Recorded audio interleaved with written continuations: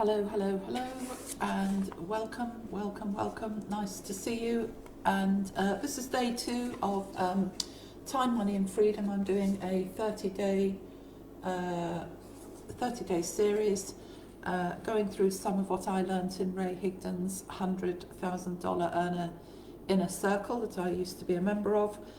So this is chapter 2, rule 2, called Pluck Your Weeds. And I've got 3 tips to help you to get the life you deserve, that you're worthy of, rather than the life that you are settling for. And a lot of what I've read in this book resonates with me. Ray, multi-million-dollar earner, he said, coach, fantastic trainer, do follow him, I'm in his rank makers.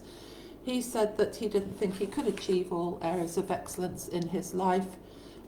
But he has managed that, and you can manage it too. I've managed it. So you start by looking at the areas of your life where you are settling for something, and that may be a relationship or a job you actually hate. I mean, I know someone who's in a job they've been in for 30 years, they've got a good pension, they've got 2 houses, one's a buy-to-let, and that's kind of holding them back because they absolutely loathe their job, completely loathe it.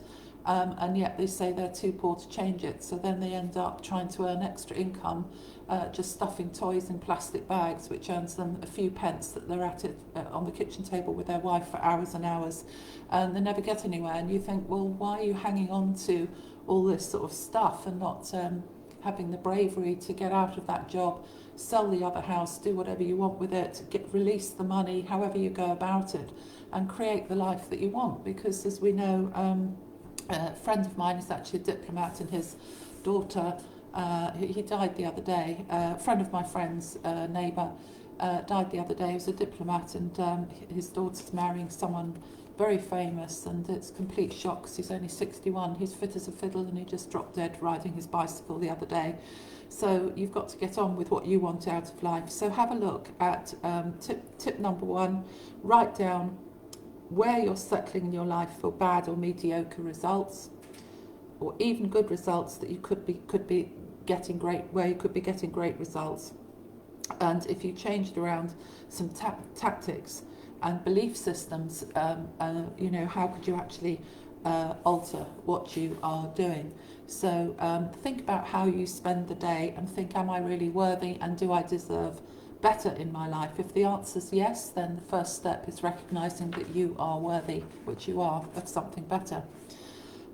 So coming on to tip number 2, analyze your attitude. Some of us have weeds in our life, a bit like those mandrakes in the Harry Potter thing, and they go ee, and they scream when you pull them up. What are the weeds that you're hanging on to? And some of them might be very big. That could be a belief system, it could be a toxic relationship, it could be a job that you don't like. So the action item number 2 is look at what's making you unhappy, what is hurting your relationship with others, what's causing your bad moods, what are you dreading when the alarm goes off. Start with your list with these items and then start explaining them, be it in a journal, a conversation with your partner, a phone call with a trusted friend. And if you're struggling in a serious way with emotional issues, then you might even consider talking to a professional therapist or psychiatrist. You have the strength to do this, and it's about taking the first step. So that's tip 2. So number 1 is that recognition of where you are and having a good look, and then getting that belief that you are worthy and you deserve better. And then number 2 is really identifying what it is that's making you unhappy, so that you can get some help and do something about it. And the last tip for today, I'm not going to make these long videos, and this isn't the whole of chapter 2, so I decided today I'd split it up, is analyse your time. So Ray gives a couple of examples in here of where, for his brilliant wife Jess, his partner in the business, fantastic coach and trainer, particularly on social media, when they had their children, second marriage for Ray, she felt guilty because she wasn't doing everything, including getting up in the night, and then she hired a night nanny because she realised the night nanny was professionally qualified and better at feeding Graham than baby, he's now a little toddler, and getting him back to sleep, and that meant she was better able to operate with the children in the day, and that freed up her time to get back to what she loved doing, which was her home business. and spending time with the children in the day. Now, you may say, oh, well, I can't afford to do that, but I've made those decisions as well. I run this house, it's a working asset, it's got letting apartments. I don't do so much of it now because of COVID, but I do have a cleaner. I am renovating, continually renovating, and it frees up my time to spend more time coaching and training, doing my YouTube videos, doing my trading, making money online, developing the business, developing the relationships, and I also have a gardener as well. So, you know, I decided I can't do everything. It was completely knackering me. And you have to make those decisions at certain points in your, you know, when you're trying to build a business or get to a stage where you can work at home or work in a way and live in a way that really does fulfill you. So ask yourself, you know, what is it that you're trying to sort of do everything with? So that's tip number 3. Look closely at everything that's standing in your way and add it to the list.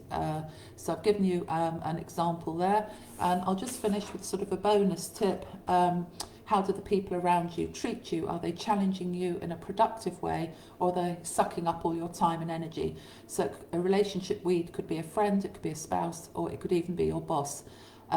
You know, you've got to step away from people that are negative, who pull you down or say you can't do things, and we used to call them crabs in buckets. They're trying to drag you back down because they're very fearful that you'll break away and become successful, because it shines a light really on their own fear and insecurity. But you can't live other people's lives. You've got to get on with your own life. So it's very important, Ray says, to distinguish specifically what the weed is when it comes to work. So, for example, because we all love our, well, I do, we love our work, and I never want to retire. It's integrated into the way I live my life. I even have my desk now. This is my favourite place in the house until I do the attic up, which is where my sort of family room and kitchen and dining room area is. So hang on a minute, I just lost the camera there. So if you have a horrible boss but you love your work and it's serving your future goals, think about how you can change your situation so you can keep doing that work. And this is extremely important. You know, just end on this bonus tip. So number 1 is have a look at what you're doing. Number 2 is having a look at how you're doing it. And then number 3 is really identifying how you can change those things that are holding you back. But be grateful. I keep touching my keyboard, sorry about that. Quite nice to see what's happening here. Be grateful for where you are right now. Even if you hate your current circumstances, feel gratitude that you have a job will make your life and those lives of those around you much easier. So gratitude does make your life easier. And I literally go around kissing and blessing the walls and saying thank you to the house, thank you to my car, thank you to everything, thank you for my health, thank you for this beautiful planet, thank you for the view outside, thank you for my eyesight, because it's incredibly important, thank you for my friends. Everything is really important. So gratitude makes your whole approach in life and mental health easier. And you'd be amazed at how much opportunity opens up when you're grateful for things as you're in this moment. Because I know we talk about the law of attraction a lot, but it does attract to you more of that vibe. You start seeing things that are in tune with that spirit that you have. So this doesn't mean that you don't try to change things, but not holding a grudge or hating every minute of your current job will open up a clear pathway to figure out a game plan.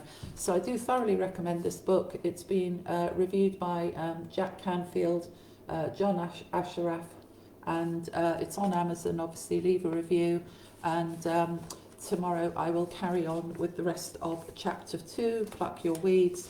I'll just put the little marker there before we go on to the next chapter. Thank you for joining me. Please leave a comment, like and share, and message me if you'd like to know more about what I do to make a living at home and how I can help you.